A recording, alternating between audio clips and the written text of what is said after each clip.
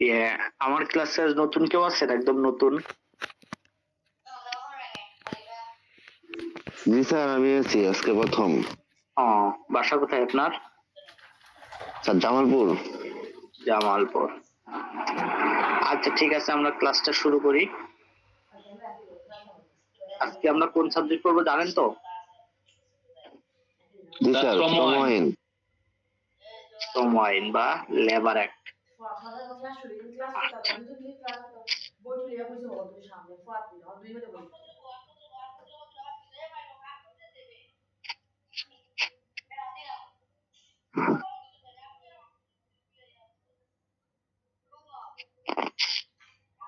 আচ্ছা, আমার স্ক্রিন তো দেখা যাচ্ছে, যাচ্ছে না? জি স্যার। আচ্ছা, আমরা শ্রম আইনের প্রথম যে প্রশ্নটা পড়বো। বাংলাদেশ শ্রম আইন 2006 অনুযায়ী শ্রমিক বলতে শ্রমিক বলতে কি বোঝায়? উক্ত আইন অনুযায়ী শ্রমিকের শ্রেণীবিন্যাস করো। উত্তর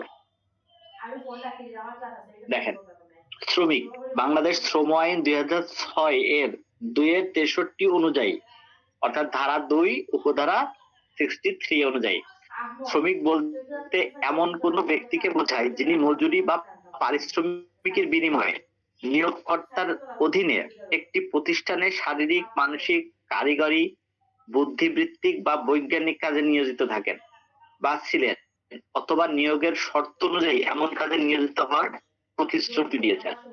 অর্থাৎ এখানে মজুরি বা পারিশ্রমিক থাকতে হবে, এর বিনিময়ে তাকে কেউ নিয়োগ করেছে বা কোনো প্রতিষ্ঠানে তিনি শারীরিক, মানসিক, কারিগরি, বুদ্ধিবৃত্তিক বা বৈজ্ঞানিক কাজে নিয়োজিত থাকেন। আমরা শ্রমিক বলতে শ্রমিকের কথা মনে হলেই প্রথমে মাথায় আসে ইট ভাঙে বা ভ্যান চালায় বা এই ধরনের কায়িক পরিশ্রম যেটাকে বলে, অর্থাৎ শারীরিক পরিশ্রম যেটাকে বলে, সেটাকে আমাদের মাথায় আসে। কিন্তু যিনি টিচার তিনিও একজন শ্রমিক, যিনি ডাক্তার, কোন হসপিটালের ডাক্তার, তিনিও একজন শ্রমিক, একজন বিচারক, তিনিও একজন শ্রমিক, কারণ সরকার তাকে নিয়োগ দিয়েছে শ্রম দেওয়ার জন্য। ঠিক আছে, বুঝতে পারছেন? জি স্যার। আচ্ছা, এবার শ্রমিক কত প্রকার আমরা দেখি। বাংলাদেশ শ্রম আইন 2006 এর 4 ধারা অনুযায়ী শ্রমিকদের মোট 7টি শ্রেণীতে ভাগ করা হয়েছে। 7টি শ্রেণী। আচ্ছা, স্থায়ী শ্রমিক, যিনি নিয়মিত ও অনির্দিষ্ট কালের জন্য প্রতিষ্ঠানে কাজ করেন, 3 মাসের বেশি সময় একটানা কাজ করলে তাকে স্থায়ী শ্রমিক হিসেবে বিবেচনা করা হয়। আচ্ছা, মনে করেন আপনি একটা অর্থাৎ সরকারি চাকরিজীবী স্থায়ী শ্রমিক, অর্থাৎ তিনি এমন কোন প্রতিষ্ঠানে নিয়োগপ্রাপ্ত হয়েছেন যেখানে তিনি একাধারে 3 মাসের বেশি যদি কাজ করে থাকেন তাহলে তিনি স্থায়ী শ্রমিক। ঠিক আছে? আচ্ছা, অস্থায়ী শ্রমিক, যিনি নির্দিষ্ট প্রকল্প, সময়সীমা বা কাজের জন্য নিয়োগপ্রাপ্ত হন, কাজ শেষ হলে তার চাকরিও শেষ হয়ে যায়। এই যে পদ্মা সেতু হলো, পদ্মা সেতুর ওখানে যে এটা একটা প্রজেক্ট বা মেট্রো রেল হইলো একটা প্রজেক্ট, রূপপুর পারমাণবিক এই যে আবার ওই তাপ ও বিদ্যুৎ কেন্দ্র যেটা তৈরি হয় রূপপুর। আচ্ছা, অর্থাৎ এই যে প্রতিষ্ঠানগুলো, এদের একটা নির্দিষ্ট সময়সীমা আছে। পদ্মা সেতুর এই প্রকল্পের কাজটি পদ্মা সেতু হয়ে গেলে এই প্রকল্পটা শেষ হয়ে গিয়েছে। তারপরে মেট্রো রেল হয়ে গেলে মেট্রো রেলের এদের কাজ অস্থায়ী শ্রমিক, অর্থাৎ কোন একটা প্রজেক্টের বা কোন একটা নির্দিষ্ট অংশে কাজ করে। ঠিক আছে? আচ্ছা, মৌসুমী শ্রমিক, যাদের নিয়োগ শুধুমাত্র নির্দিষ্ট ঋতুভিত্তিক কার্যক্রমে হয়, যেমন চিনি কল, চা বাগান, মৌসুম শেষ হলে কার্য শেষ। যেমন ইট ভাটা, ইট ভাটা কিন্তু একটা মানে মৌসুমী শ্রমিকদের দ্বারা পরিচালিত হয়। ইট ভাটা কিন্তু সবসময় হয় না, বর্ষার সময় ইট ভাটা হয় না। ইট ভাটায় দেখবেন যে এখন বেশি আপনার ইয়ে হচ্ছে, মানে এখন বেশি কাজ হবে, এটাও একটা সিজনাল। আচ্ছা, প্রস্তুতি পর্যায়ের শ্রমিক যিনি পরীক্ষামূলক ভিত্তিতে কাজ করেন, নির্ধারিত সময়ের মধ্যে তার কর্মদক্ষতা যাচাই করে স্থায়ী বা অযোগ্য ঘোষণা করা হয়। অর্থাৎ আইন পাশ করে আপনারা দেখবেন যে একটা প্রবেশনাল পিরিয়ড বলে একটা সময় থাকে, 3 মাসের মধ্যে 6 মাস হতে পারে, 1 বছর হইতে পারে। অর্থাৎ এই 6 মাসের ভিতরে দেখবে যে আপনি সব কাজ ঠিকঠাক করতে পারতেছেন কিনা।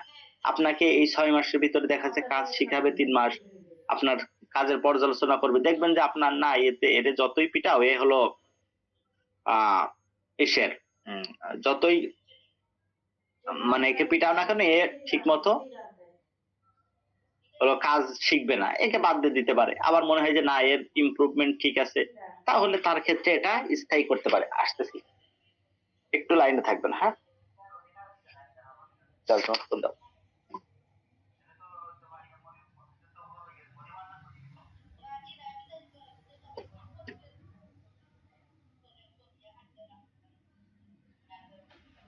এই হয়েছে। আচ্ছা,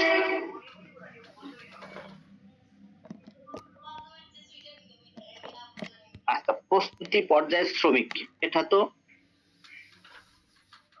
তারপরে ব্যাংকে আপনার ট্রেনার হিসেবে নেয় যে 3 মাস 6 মাস দেখে কাজ করতে পারে কিনা, তারপরে তাকে স্থায়ী বা অস্থায়ী করা হয়। বদলি শ্রমিক যিনি কোনো অনুপস্থিত শ্রমিকের পরিবর্তে অস্থায়ীভাবে নিয়োজিত হন, মূল শ্রমিক কর্মে যোগ দিলে বদলির চাকরি শেষ হয়ে যায়।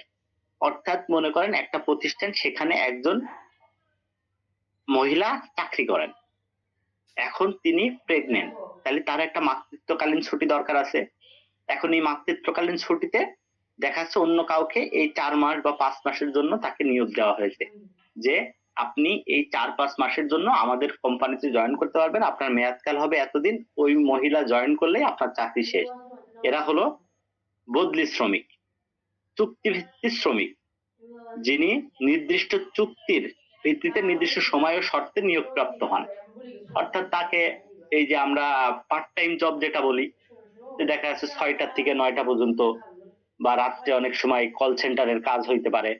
হ্যাঁ, এরা হলো চুক্তি ভিত্তিক। দৈনিক ভিত্তিক এটা হলো দিন মজুর, যাদের কাজ দৈনিক ভিত্তিতে প্রদান করা হয় এবং প্রতিদিনের কাজ ও মজুরির উপর নির্ভর করে চাকরি থাকে। অর্থাৎ আপনার এই 1 মাসে আপনি কতদিন কাজ করলেন তার উপর ভিত্তি করে আপনার টাকা দেওয়া হয়, বা দৈনিকের টাকা দৈনিক দেওয়া হয়। যেমন পদ্মা সেতুতে যদি কেউ কাজ করে, তাদেরকে প্রত্যেক দিনকের দৈনিকের টাকা দৈনিক দেওয়া হতো, মাসে 600 টাকা। ধান কাটা শ্রমিক হতে পারে। এই যে 7টা শ্রেণী বিভাগ, এগুলো বুঝতে কারো সমস্যা আছে কিনা? জি না স্যার। আচ্ছা, শ্রম ও শিল্প আইনের উদ্দেশ্য সমূহ কি? এই আইন বাংলাদেশের শ্রমিকদের কতটুকু স্বার্থ সংরক্ষণ করেছে?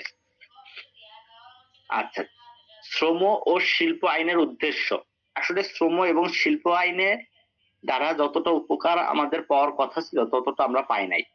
অর্থাৎ আপনার মনে করেন আপনি মডার্ন ফার্মাসিউটিক্যাল বা রেডিয়ান্ট কোম্পানিতে কাজ করেন। রেডিয়ান্ট এটা এই যে মনে করেন এই ফার্মাসিউটিক্যাল বা মডার্নের কাজ করা, এদের সবচেয়ে কষ্টের কাজ কাদের? যারা মার্কেটিং করে, সারাদিন এ মার্কেট থেকে ও মার্কেট, সে মার্কেট থেকে সে মার্কেট, সকালে বের হয়ে যায়, এখানে ওষুধের প্রচারণা, এতেই সপ্তাহে অনেক সময় আছে। আমার এক রুমমেট ছিল, সে এমন মানে সে কাজ করতো ওষুধ কোম্পানিতে, সে শুক্রবারের দিনও সে দৌড়ায়। কোনো নির্দিষ্ট ছুটি নেই। কিন্তু উপরের লেভেলে যারা কাজ করে এদেরটা কিন্তু ঠিকই নির্দিষ্ট আছে। আর আমি এসির ভিতর বসে কাজ করছে, সে সবকিছু মেনে একদম আইন মেনে করে 8 ঘন্টার বেশি ডিউটি করতে পারবে না, সে করতেছে ওই করতেছে। কিন্তু এই যাদের এই আইনের সুবিধাটা সবচেয়ে বেশি পাওয়ার কথা ছিল, তারাই মূলত এটা ভোগ করতে পারতেছে না। আচ্ছা, দেখেন, তারপরেও আমাদের বইতে অনেক কিছুই পড়তে হয়, সেই হিসাবে আমরা পড়তেছি। শ্রম ও শিল্প আইনের উদ্দেশ্য সমূহ: শ্রমিকের অধিকার ও স্বার্থ সংরক্ষণ, কর্মক্ষেত্রে শ্রমিকের ন্যায্য মজুরি, কর্মঘণ্টা, নিরাপত্তা, ছুটি ও অন্যান্য সুবিধা নিশ্চিত করা। অর্থাৎ একজন শ্রমিকের মানুষ হিসাবে কতটুকু সুযোগ সুবিধা পাওয়া উচিত, বা আসলে সে কতটুকু সুযোগ সুবিধা, মানে একটা মানুষ হিসাবে তার কতটুকু কাজ করা উচিত, এগুলোর উপরে নির্ভর করে। এগুলোর রক্ষা করা হলো এই আইনের উদ্দেশ্য, শ্রমিক ও মালিকের মধ্যে সুসম্পর্ক বজায় রাখা। এটাতে সচরাচর বিপরীত হয়, সুসম্পর্ক তো বজায় থাকেই না, বরং আরো গ্যাঞ্জাম বাড়ে। যে আমি 5টার পরেও তখন অনেক ব্যাংক, ম্যাক্সিমাম ব্যাংকারই 5টার সময় অফিস আওয়ার শেষ, 7টা-8টার আগে আসতে পারে। অনেকেই বলবে যে আমি কেন এত কাজ করিনি, এই ম্যানেজারের সাথে বেজে গেল গ্যাঞ্জাম। হ্যাঁ, অর্থাৎ এই যে এখন উভয় পক্ষে স্বার্থের ভারসাম্য বজায় রেখে শান্তিপূর্ণ পরিবেশ বজায় রাখা। আইন দুই পক্ষই মানলে কারোরই আর অশান্তি হইতো না, কিন্তু আমরা মানতে পারি না বিধায়,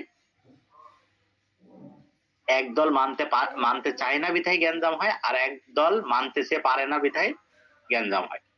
আচ্ছা, শ্রমিক সংগঠনের অধিকার নিশ্চিত করা, ট্রেড ইউনিয়ন গঠনের অধিকার প্রদান এবং সংগঠনের মাধ্যমে দাবি আদায়ের পথ সুগম করা।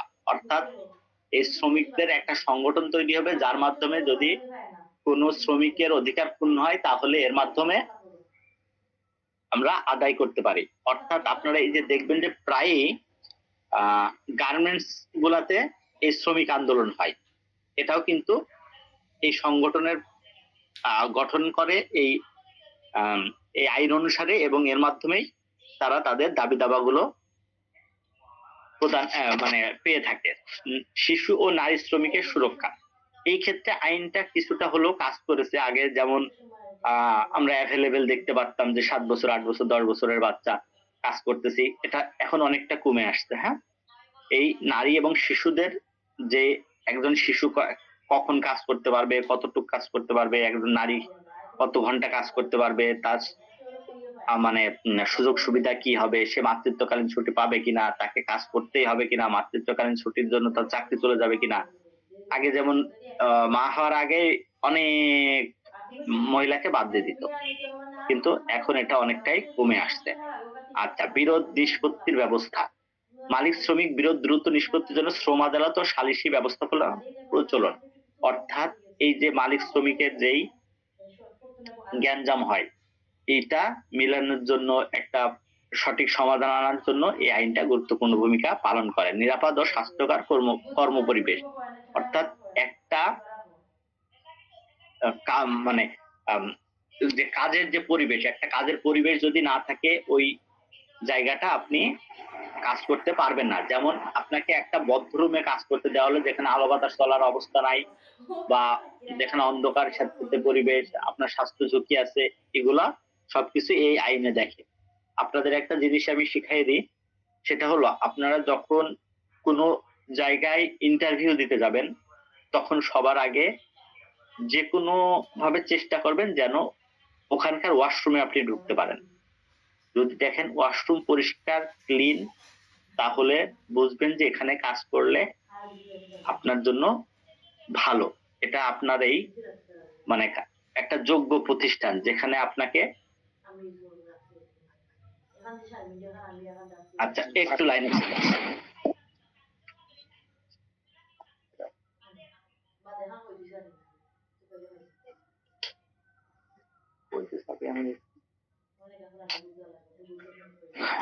একটু কথা বলছে। হ্যাঁ, এখন বাথরুম যদি পরিষ্কার থাকবে, বুঝবেন যে এই কোম্পানির মানুষগুলা ভালো, এদের সাথে কাজ করেও আপনার বেশ আরাম পাবেন। যেমন আমি বেশ অনেকগুলো চেম্বারে কাজ করছি, তার ভিতরে সাত্তার অ্যান্ড কো নামে একটা আছে, আপনার নেটে সার্চ দিলে পাবেন, ব্যারিস্টার সামির সাত্তার ওনাদের ওখানে ওয়াশরুম এত চকচকে পরিষ্কার, মানে এখন আমি ওখানে যে কাজ করছি, এবং প্রত্যেকটা মানুষ এত হেল্পফুল, এবং আমি 3-4 বছরে পড়াশোনা করে যা না শিখতে পারছি, ওখানে 3 মাসের আমি একটা ট্রেনিং করছিলাম, তার থেকে অনেক বেশি শিখতে পারছি। সেজন্য এটা খেয়াল রাখবেন। আচ্ছা, এবার দেখেন আইনটা শ্রমিকদের কতটুকু স্বার্থ সংরক্ষণ করেছে। দেখেন, ন্যূনতম মজুরি নির্ধারণ। এখন একটা শ্রমিকের একটা ন্যূনতম মজুরি কত হবে বা কত থাকা উচিত, সেটা এই আইনের কারণে নির্ধারণ। তা নাহলে আগে 100-200 টাকায় করা হইতো। যেমন এখন চট্টগ্রামে অনেক ক্ষেত্রে রোহিঙ্গারা এমন কম টাকায় কাজ করতেছে। হ্যাঁ, এটা কিন্তু ঠিক না। সীমিত কর্মঘণ্টা ও অতিরিক্ত কাজের পারিশ্রমিক, দৈনিক 8 ঘন্টার বেশি কাজ নিষিদ্ধ, অতিরিক্ত কাজের জন্য অতিরিক্ত পারিশ্রমিক দেওয়ার বাধ্যবাধকতা রয়েছে। এটা আইনটা প্রচলন কম, তারপরেও প্রাইভেট যে কোম্পানিগুলো আছে অনেক ক্ষেত্রে আপনার 8 ঘন্টা কাজ, এরপরে আপনারা যত অতিরিক্ত করবেন তার জন্য আপনারা টাকা পাবেন। এটা বিদেশে খুব স্ট্রিক্টলি ফলো করা হয়। ওভার টাইমের জন্য টাকা পাওয়া যায়। ছুটি এবং বিশ্রামের সুযোগ, বাৎসরিক, সাপ্তাহিক ও মাতৃত্বকালীন ছুটির বিধান রয়েছে। অর্থাৎ বছরে একটা ছুটি পাবেন, সেই ছুটিটা আপনি না নিলে তার বদলে টাকা পাবেন। তারপরে সপ্তাহে যেমন আমাদের শুক্র শনি ছুটি, আর ম্যাক্সিমাম দেশগুলোতেই রবিবারের দিন ছুটি। কারণ কি বলেন তো? যে তার ওয়াইফের পাশে থাকতে চায় সে ছুটি নিবে, ছুটি দিক আর না দিক। আর যে পাশে থাকবে না তাকে ছুটি দিলে সে বাইরে আড্ডা দিয়ে বেড়াবে, সে কখনোই তার ওয়াইফের কাছে থাকবে না।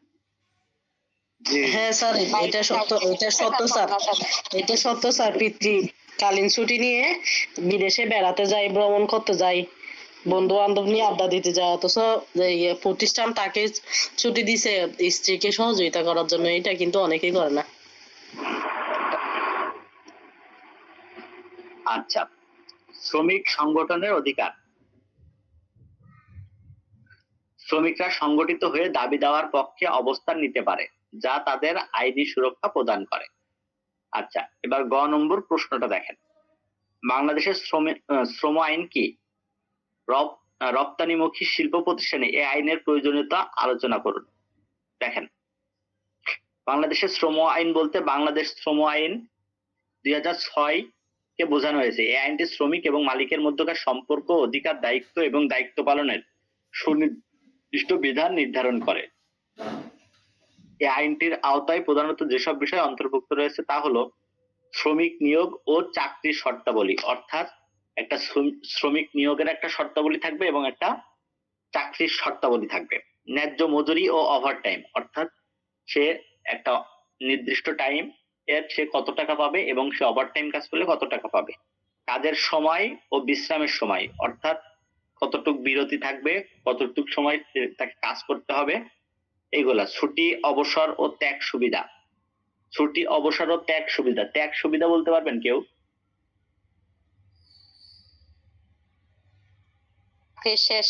শেষে তাকে কি দেওয়া হবে সেটাই না? না, ত্যাগ সুবিধা হলো আপনি অফিস থেকে ধরেন পিতৃত্বকালীন ছুটি আছে, আপনার মায়ের অসুস্থতার জন্য তো আর ছুটি দিবে না, দিবে? এখন আপনার মাকে আপনি দেশের বাইরে চিকিৎসার জন্য যাবেন, তখন কি করবেন? আপনি ত্যাগ করে যাবেন। ত্যাগ বলতে কি, আপনি এই সময়টা বেতন হতো এই বেতনটা আপনি ছেড়ে দিবেন, যে আমার এই ছুটিটা দরকার, আমি এই ছুটির সময় আমি যে বেতনটা পাইতাম সেই বেতনটা আমি নিব না, কিন্তু আমার চাকরিটা যাবে না। আমি যতদিন না এসে জয়েন করতে পারছি, আমার এই সমস্যার সমাধান না হচ্ছে, আমি কোনো বেতন নেব না, সেটাই। আচ্ছা, ট্রেড ইউনিয়ন গঠন ও শ্রমিকদের সংগঠন করার অধিকার, শ্রম বিরোধ নিষ্পত্তি পদ্ধতি। আচ্ছা, এগুলো সবই আপনার পড়ানো হইলো। এখন রপ্তানিমুখী শিল্প প্রতিষ্ঠানে শ্রম ও আইনের প্রয়োজনীয়তা। বাংলাদেশের অর্থনীতিতে রপ্তানিমুখী শিল্প, বিশেষত তৈরি পোশাক শিল্প অত্যন্ত গুরুত্বপূর্ণ। এই যে হলো RMG এর পূর্ণরূপ কি জানেন কেউ?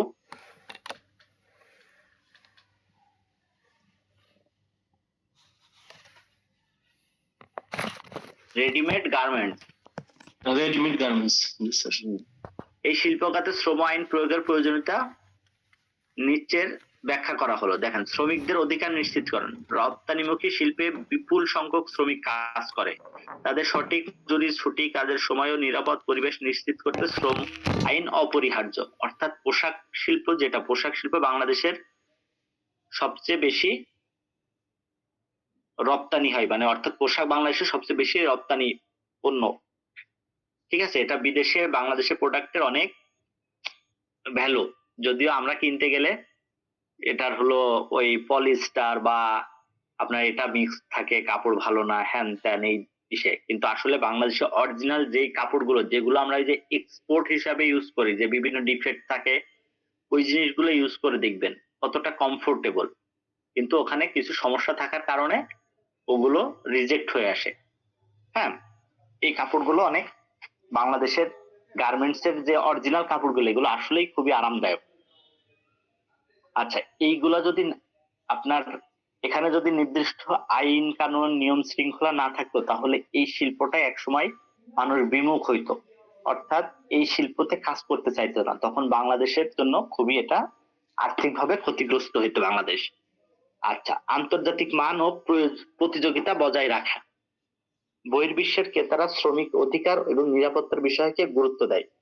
শ্রম আইন মানলে আন্তর্জাতিক বাজারে দেশের অবস্থান দৃঢ় হয়। অর্থাৎ এই শ্রম আইন, আইএলও নাম শুনছেন, ইন্টারন্যাশনাল লেবার অর্গানাইজেশন।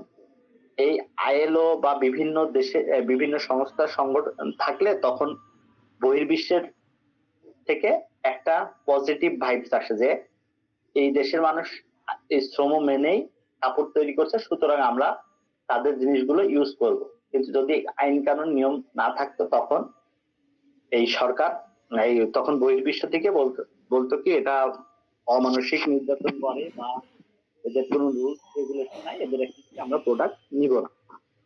নারী শ্রমিকদের নিরাপত্তা ও মর্যাদা রক্ষা। এই খাতে অধিকাংশ শ্রমিক নারী, অর্থাৎ পোশাক শিল্পে কিন্তু নারী শ্রমিক বেশি, তাই তাদের একটা নিরাপত্তা এবং মর্যাদা রক্ষা করার জন্য এই আইনের প্রয়োজন রয়েছে। শ্রম বিরোধ কমিয়ে শিল্প স্থিতিশীলতা বজায় রাখা, অর্থাৎ দেখা যাচ্ছে প্রত্যেকদিন এর সাথে গ্যাঞ্জাম, এর সাথে আন্দোলন, এর সাথে এই সমস্যা থাকলে তখন এই জিনিসটা যদি প্রত্যেক দিনও মানে প্রত্যেক মাসেও যদি 2 দিনও কাজ বন্ধ থাকে, এটা একটা দেশের জন্য হিউজ লস। এই জিনিসগুলো বিভিন্ন নেগোসিয়েশনের মাধ্যমে, বিভিন্ন সালিসি ব্যবস্থার মাধ্যমে, এই আইনের মাধ্যমে এটা সমাধান করা সহজ হয়েছে। ঠিক আছে। আচ্ছা, সামাজিক ন্যায় বিচার প্রতিষ্ঠা। শ্রমিক এবং মালিকের মধ্যে ভারসাম্যপূর্ণ সম্পর্ক গড়ে তুলে অর্থনৈতিক উন্নয়ন ও সামাজিক ন্যায় নিশ্চিত করা যায়।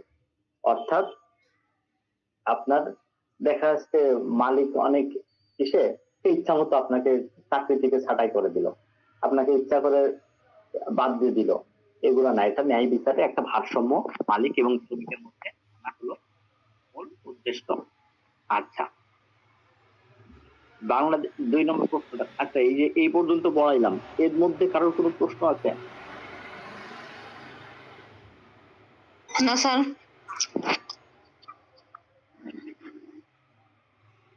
আচ্ছা,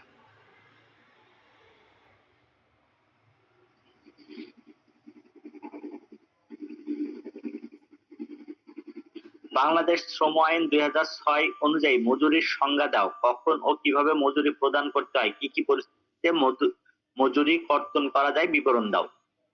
মজুরির সংজ্ঞা 2-45, অর্থাৎ শ্রম আইনে যত সংজ্ঞা আছে সব 2 ধারায় প্রদান করা হয়েছে। এর 45 নম্বর উপধারায় বলা হয়েছে মজুরি বলতে এমন সকল ধরনের পারিশ্রমিক, ভাতা বা আর্থিক সুবিধা বোঝায় যা কোনো শ্রমিককে তার নিয়োজিত কাজের জন্য নিয়ম অনুযায়ী প্রদান করা হয়। অর্থাৎ এটা 7 দিন পর পর হতে পারে, এটা 15 দিন পর পর হতে পারে, এটা 1 মাস অন্তর অন্তর হতে পারে, এটা দৈনিক হইতে পারে। ঠিক আছে। মজুরির বিষয়, অন্তর্ভুক্তের বিষয়: মূল বেতন, মূল্যস্ফীতি ভাতা, বাড়ি ভাড়া ভাতা, চিকিৎসা ভাতা, উৎসাহ ভাতা বা ইনসেনটিভ। আচ্ছা, অর্থাৎ মজুরির অন্তর্গত বিষয় অর্থাৎ কোনগুলো আমাদের মেইন বেতন হিসাবে ব্যবহৃত হবে। আপনার মূল বেতন অর্থাৎ যে টাকাটা আপনি পাচ্ছেন, এর সঙ্গে আপনার বাড়ি ভাড়ার টাকা, মূল্যস্ফীতি অর্থাৎ আপনার একটা এটাকে আপনার বলে ওই যে কর, মানে ট্যাক্স দেন না, এর সঙ্গে রিলেটেড, অর্থাৎ ইসের ওই যে সরকারের থেকে অনেক সময় ট্যাক্সের টাকাটাও দিয়ে দেয়, কেটে রাখে। আচ্ছা, চিকিৎসার টাকা, উৎসাহ ভাতা বা ইনসেনটিভ, অর্থাৎ আপনি যাতায়াত খরচ দিতে পারে, বা আপনি উৎসাহ ভাতা মূলত ওইটা যে আপনি এই 1 লাখ টাকার প্রোডাক্ট যদি বিক্রি করতে পারেন তাহলে এর থেকে 5% আপনার, অর্থাৎ 5,000 টাকা আপনি পাবেন, এমন একটা ভাতা দিয়ে থাকে। আচ্ছা, কোনটা মজুরির অন্তর্ভুক্ত নয়? ভবিষ্যৎ তহবিল নিয়োগকারীর অংশ, অর্থাৎ আমার একটা ফিউচার ফান্ড থাকে যে আপনি যাওয়ার সময় এই টাকাটা পাবেন, এইটা তার বেতনের থেকে ওখানে চলে যায়, এইটা বেতনের অন্তর্ভুক্ত নয়। পেনশন, গ্র্যাচুইটি বা অবসরকালীন সুবিধা, অর্থাৎ আপনি যদি পেনশন পান বা আপনি অবসরে যদি কোনো টাকা পান, এটাও বেতনের অন্তর্ভুক্ত নয়, এই মজুরির অন্তর্ভুক্ত নয়। যাতায়াত বা খাদ্যাভাতা, যাতায়াত মানে আপনি এখান থেকে মনে করেন আপনার অফিসিয়াল একটা কাজে আপনাকে বাইরে ট্যুরে পাঠালো, তখন এই যে যাতায়াত খরচ বা যে খরচটা হবে এটা অ্যারেঞ্জ যে অফিস থেকে করবে, এটা আপনার বেতনের অন্তর্ভুক্ত নয়। ঠিক আছে। মজুরি প্রদানের সময় ও পদ্ধতি, প্রতি মাসে মজুরি পরবর্তী 7 কর্মদিবসের মধ্যে প্রদান করতে হবে 123 ধারা অনুসারে। প্রতি মাসের মজুরি পরবর্তী, অর্থাৎ আপনার 1 থেকে 7 তারিখের মধ্যে এটা পরিশোধ করতে হবে। যদি শ্রমিক চাকরি থেকে বরখাস্ত বা অব্যাহতি পায় তবে তার প্রাপ্য মজুরি 7 দিনের মধ্যে দিতে হবে। অর্থাৎ আমি যদি আজকে চাকরি থেকে বরখাস্ত হয়ে যাই, আজকে 13 তারিখ, আমাকে 20 তারিখের ভিতরে আমার সকল দেনা পাওনা পরিশোধ করে দিতে হবে।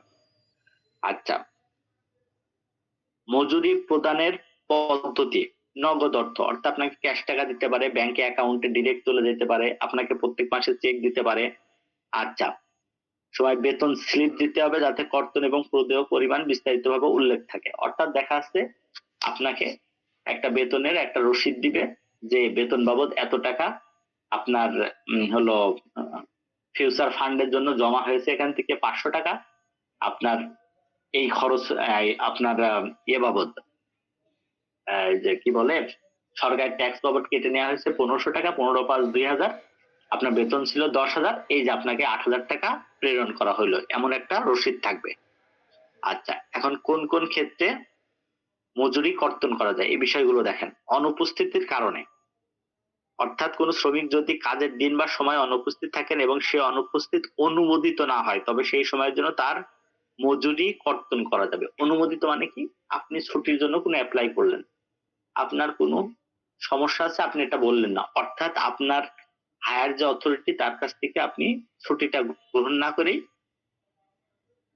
আপনি কামাই দিলেন, এক্ষেত্রে আপনার বেতন কাটা যাইতে পারে। দেরিতে উপস্থিতি, আপনার অফিস টাইম 10টা, আপনি প্রত্যেকদিন 12টায় যান, আপনার এই জন্য বেতন কাটা যাইতে পারে। ক্ষতিপূরণ আদায়ের জন্য, আপনি ইচ্ছাকৃত ভাবে মনে করেন আপনার এক কলিগের সাথে আপনার মনোমালিন্য হলো না, আপনি তার ল্যাপটপটা নিয়ে আসার দিয়ে ভেঙে দিলেন, এই যে আপনার বেতন থেকে এটা ক্ষতিপূরণ বাবদ কেটে নিতে পারে।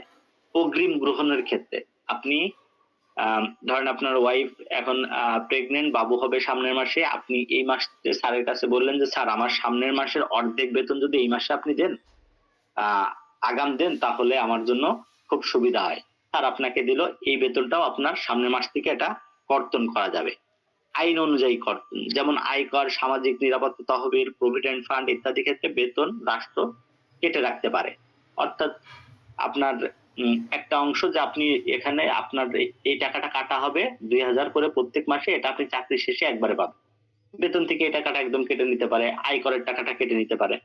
আদালতের আদেশ অনুযায়ী, আদালতের যদি কোনো সমস্যা তৈরি হয়, আদালত যদি রায় দেয় যে ওনার 5 মাসের বেতন কেটে নেওয়া হোক বা এমন আদালতের রায় অনুযায়ী আপনার বেতন কাটা যেতে পারে। অবৈধ ধর্মঘট বা কার্যবিরোধ, আপনি বললেন যে আমি পোশাক শিল্পে কাজ করি, আমার দৈনিক মজুরি 15,000 টাকা করতে হবে বা দৈনিক মজুরি 1500 টাকা করতে হবে। দৈনিক মজুরি 1500 মানে মাসে 45,000 টাকা বেতন।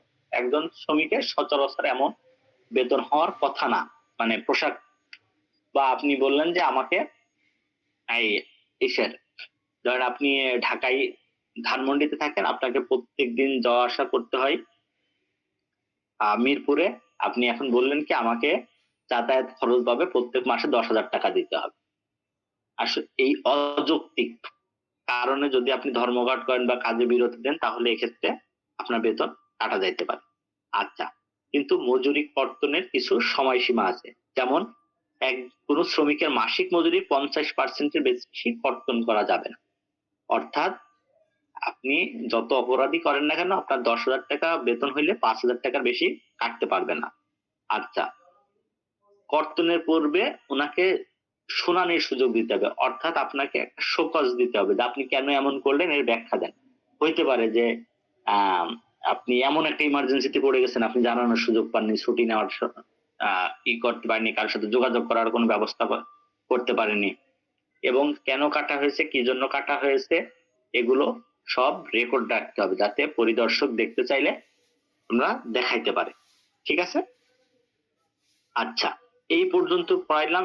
এই পর্যন্ত কারোর কোনো সমস্যা আছে কিনা বা কারোর কিছু জানার আছে কিনা?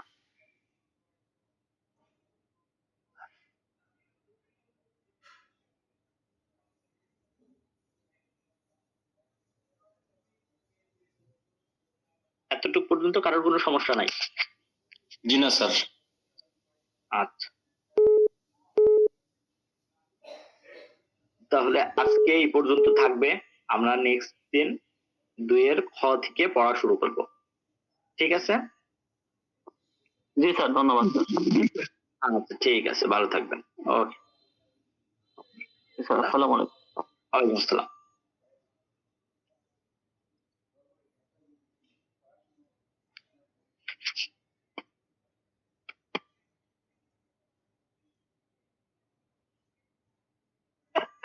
ঠিক আছে, আপনারা সবাই লিভ নিতে পারেন। হ্যাঁ, ধন্যবাদ সবাইকে।